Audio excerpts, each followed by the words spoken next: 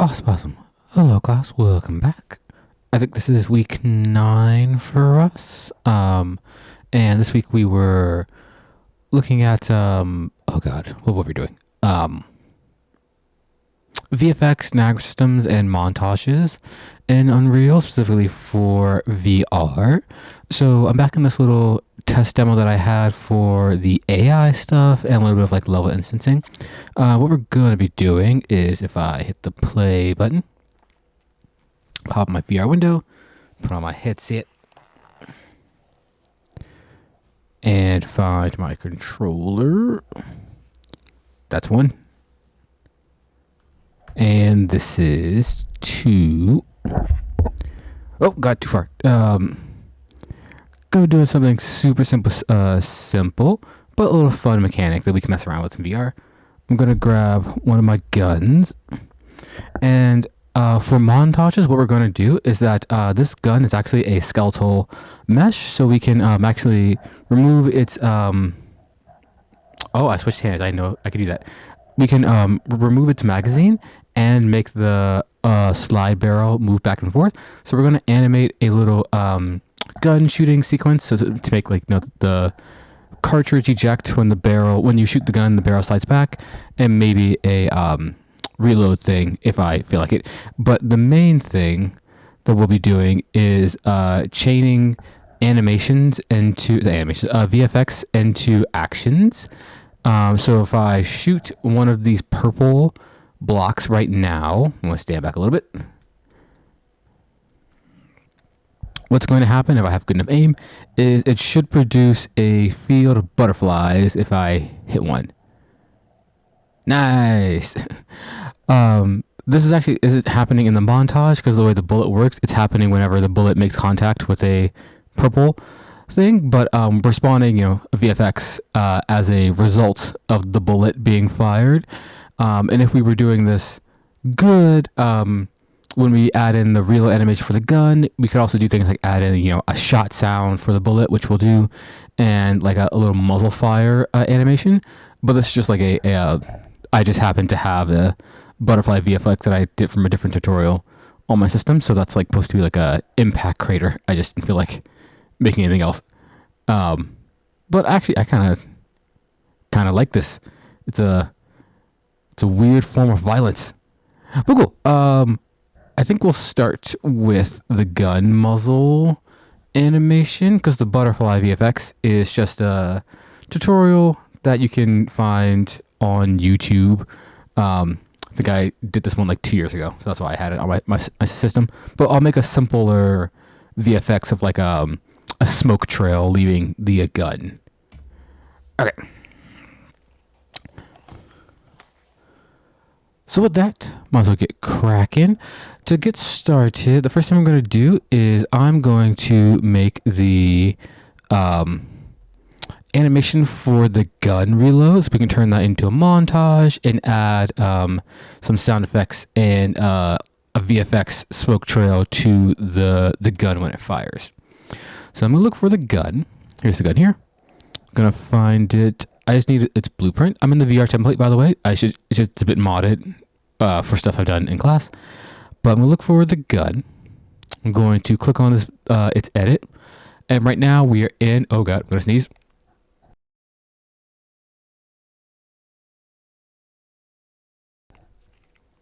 Oh, gesundheit to me. Okay, so this is in the VR template. I'm just in the little pistol component, and I'm just going to mod from this. That's totally fine. To do things with montages. Montages are like a shell over just a standard like animation. It allows us to like add tracks over top the animation to time effects with the animation. I need this blueprint to not use a static mesh because I believe montages only work with a skeletal mesh. I need to create a skeletal mesh of this gun and kind of replace it. And if I were to go to where the gun's meshes are held, I can see that gun actually comes with a skeletal mesh, so I don't have to make anything. And if I'm curious as to see what can I do with it, I can open it up Reduce my camera speed. And I'm going to go to the skeleton. And let's see. Shell eject. Oh, it has a little. Oh, this is what is this called? It's like a socket. So this is a place where we can place like a projectile or a bullet casing and have it eject from the gun. What I want is that's the muzzle, barrel, slide. There we go. I'm just gonna do something very simple. I don't know how a gun works, but I'm assuming when you shoot it, the barrel and maybe the slide would open up, and that's how, or maybe it would be the door.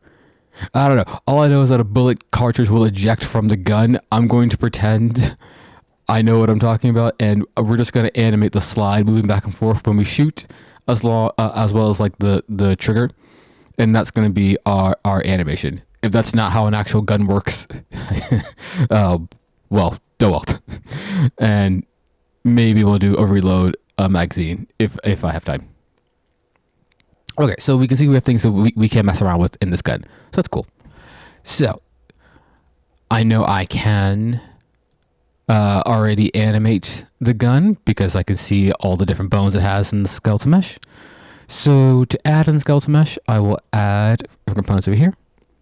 Look for a skeletal mesh. And it kind of just made a second copy of the mesh we already have. It just parented underneath the static mesh. That's fine. I'm actually going to be a bit lazy. All I'm going to do is I'm going to click on the static mesh for the gun. I'm going to type in visibility under its details panel. I'm going to turn visibility off for static mesh, leaving the mesh for the skeleton mesh visible. And cool. Now with that, I'm going to go into the event graph, look to see where the gun's firing. So enhance input action, shoot left, shoot right. So pulling on the like the back trigger for the VR controller. It's going to check to see if I'm holding the gun, get held by hand. It's going to find its muzzle location and fire a projectile from it. That's what the spawn projectiles is, and we'll come into that a little bit. That's how we're going to know where to spawn our VFX at the end. And then it plays a haptic effect. So at the end of this chain, what we can do is we can say play montage. And this is all we have to do to play a montage. That's a lie. This is the only node we need in this graph to play a montage. And we can see it takes a skeletal mesh component. So that's why I had to create one instead of giving it just its static mesh. Because what's going to happen is it's going to essentially try to rewrite. It's going to try and overwrite this skeletal mesh's animation blueprint, which we'll create in a second. And it's going to play a montage in between that animation blueprint's state machine and its output graph. It's gonna overwrite like its last stage to make it play an animation over top of it. So that means if I come back to my viewport, click on my pistol, we're going to need to create a animation class so that we could give it an animation state machine to overwrite. So let's see, it has none here. If I click on this little folder, oh, I have none, so it's not going to take me anywhere. And you click on this little plus icon over here to create a blueprint. It's going to ask where I want to save it. I will save it where the gun is. So I don't know where the gun is. Weapons. Oh, there we go. Weapons, pistol, meshes. I'll call this anim pistol. I'll save. And it needs to know what skeleton it's going to be attached to. So cannot find skeletal for anim blueprint, anim pistol. Would you like to choose a new one? I would. And I want this to be my gun. So let me look up the pistol, and set it. And now I have an animation blueprint here for the gun. So I'm going to open it up. And we can see we have a output pose graph. We did a little bit of this when we were working with making a custom control rig for an actual character. What we're going to do is that we just need to make a simple state machine. State machine. You can call it anything. We actually don't need to do much in here. We just have to give it a initial state to be in. So from the entry, I'm going to drag off. I'm going to add a state, and we don't have to make the state do anything. We just need a state for it to officially be in at its start. So this is fine. This is all it is. If we wanted to, we could. I mean, a gun by itself is just a gun. It's not supposed to do anything, so there is no initial state. It's just it's certainly just like a idle state that we have to just set up. Oop, wrong one. Animation pistol, animation graph. Here we go. Okay, so now we have this initial idle state, which is just doing nothing.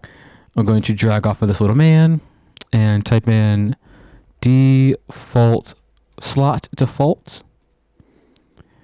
And I'm going to connect this through to my output pose. I hit compile, and we can see that our flow of event, or whatever this line is called, is working. This is where the montage is going to overwrite our whole state machine. And we need this for the montage to work. It's all set up. We have this thing called slot names over here. Essentially, if I was working with an actual character, with limbs and everything, if I give it different default slots, or a different group, I could tell the montage to overwrite certain parts of my body. Like if I gave it a bone from my chest up, the montage would only overtake the top half of my body. So with this, we could if you're doing a shooter where you're walking around and you want the top half to play a different animation but still have the bottom half walk, you could kind of mix and match your animations, creating a montage of them. But cool, for now that's not important for this gun. We just need this to be here. Cool, so actually I think we're done here with this one. And it's already set. That's fantastic. Now all we have to do is actually make a little animation of our gun reloading for this.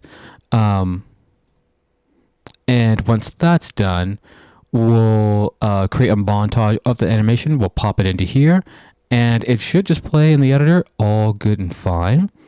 And I'm almost out of time for this video. I want to make sure I don't go over and cut off things. So in this video, the last thing I'm going to do is, now that we have an animation blueprint, we're going to create a control rig for the pistol. So I'll right click on my skeleton mesh. I'll go up to create a control rig, and here it is. And we're just doing this so that we can pop this into a sequencer and animate it. So I'm just gonna make a very simple one for this gun. Gonna highlight its whole bone structure. I'll right click, create new element, create new controls. We have our controls. I'll select everything, give it a simple shape. I won't be too fancy with this just because I need the barrel to animate. That's about it. I'll change everything to a circle. And I know I want the slide to be grabbable. So I'll rotate this 90 degrees just so I can be able to grab it. And I'll actually pause here so that I can start fresh in the next video. I'll probably just restart this whole process. But cool, yes, I don't want to run out of time again. So I'll end it here, and when we come back, we'll finish doing this small little control rig. We'll animate the gun, we'll make a montage, and then we'll start adding the VFX and sound stuff. I'll see you guys in a second.